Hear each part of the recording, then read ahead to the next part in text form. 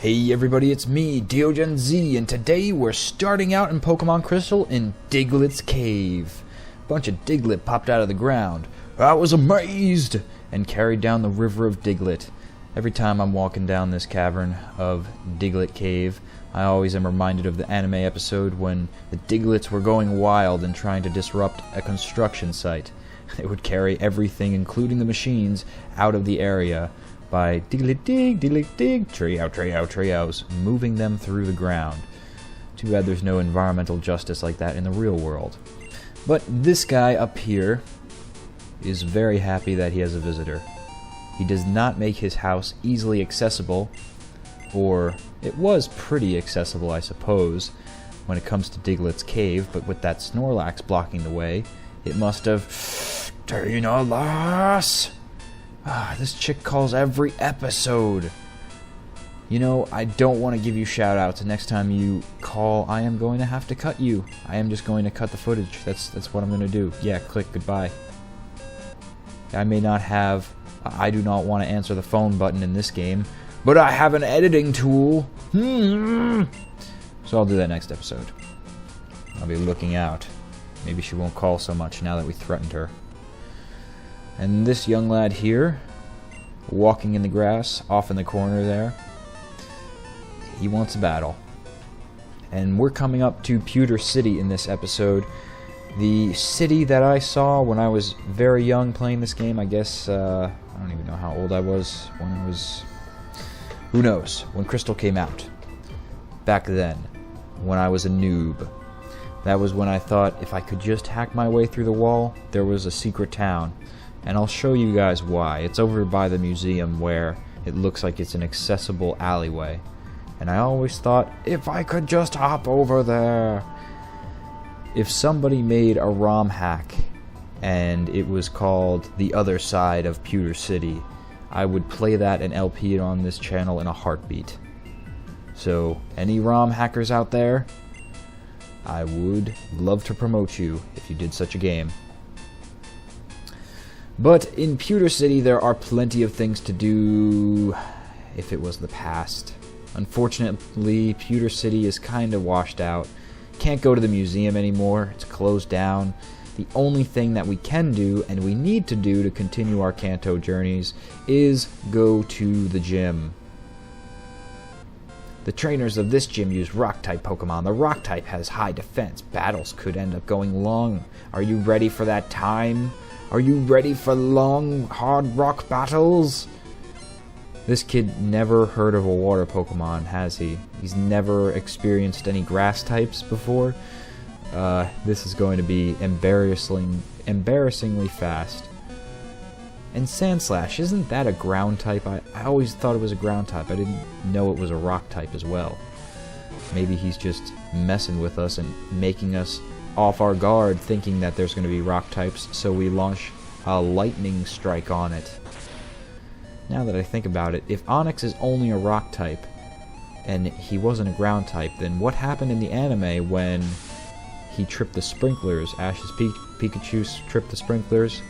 That could actually happen because rock types are not grounded like ground types, and Pikachu should have already been able to attack Onix. It just wouldn't have been super effective. He would just have to whittle down his health like any other ordinary trainer. But no, Pikachu has to win by shitty sprinklers.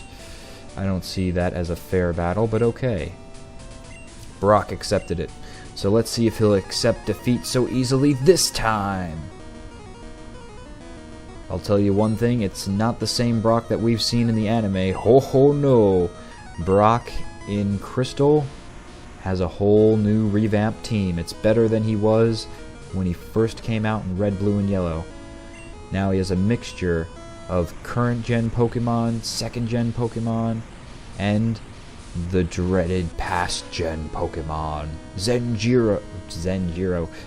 Zero, as I like to call it, because he's got some fossils revived. These Pokemon don't walk the planet anymore, unless they are in the possession of a trainer. Man, how cool would it be, instead of seeing on one of the side routes in a future Pokemon game something like a Safari Zone? I mean, you could have the Safari Zone too, but what you find is an ancient Pokemon Park Reserve. preserve, I suppose it would be. And then you could go visit it, take sort of like a Safari Zone type of a tour through it, maybe catch yourself some Omanites, find a Kabuto, maybe a Lileep, you never know, and see battles by other strong, wild sprite forms of their evolved brethren. It would be interesting. But see, it does not matter. Do not mistake rock for ground here. Your electric Pokemon will be effective, and in fact super effective, when it comes to Omastar.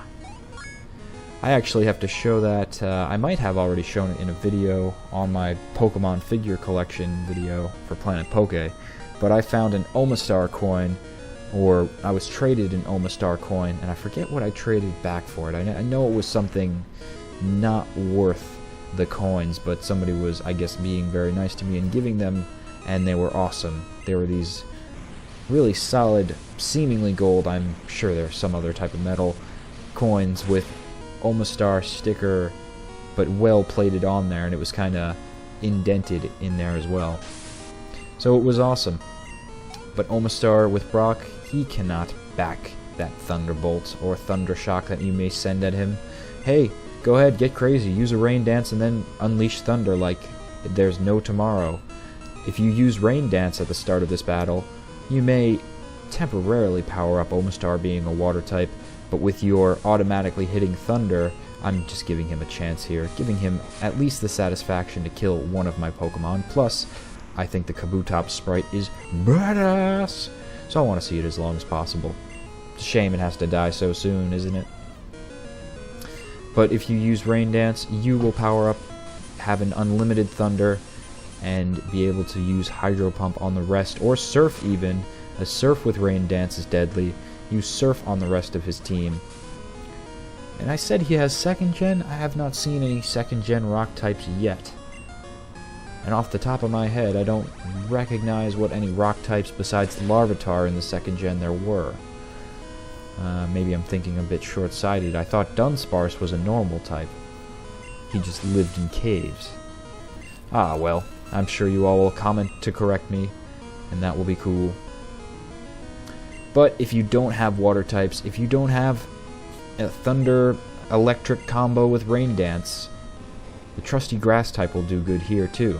Your Meganiums, if you so chose that as your starter, Chikorita, back in the beginning of this walkthrough, then you will do very well with your Meganium here. It's time for Meganium to gain some extra levels in this area, and that's good too, because Gym Leader experience points is like any boss that you'll face in any game. You get more of them, you get more of the experience by facing the tougher trainers. It's pretty intuitive as it is. It makes sense, and that's why it's such a simplistic but very complex and fun game all at the same time. That's what Pokemon does well.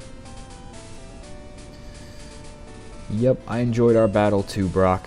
It was... yeah, you are a bit rusty. Oh, a bit of an upset. You don't have to be upset. Just change your sprinkler system and maybe, I don't know, get some kind of... get a Steelix. I know you don't have Steel-type Pokemon, but Steelix is an evolution of Onix.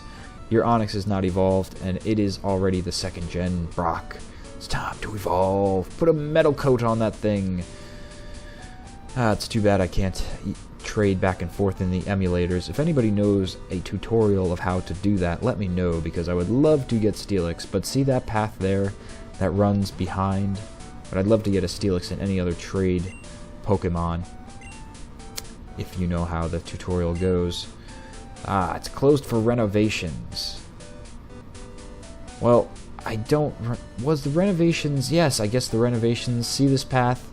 That path completely looks like it goes out to a mountainside path, and if I could just hop that fence, if I could just find some way to glitch through that. I had all kinds of contrived ways of getting my Pokemon to do something to get me over that. Then I thought there would be another area of the game to explore. But the most important thing to do here, other than battling Brock, is talk to this guy, because he will give you the Silver Wing, which gives us access to the Whirl Islands, where Lugia lies. We will not be doing that anytime soon, but in probably a bonus episode where I go find the last remaining legendaries, we will do it then. I'm DeoGenZ. See you next episode.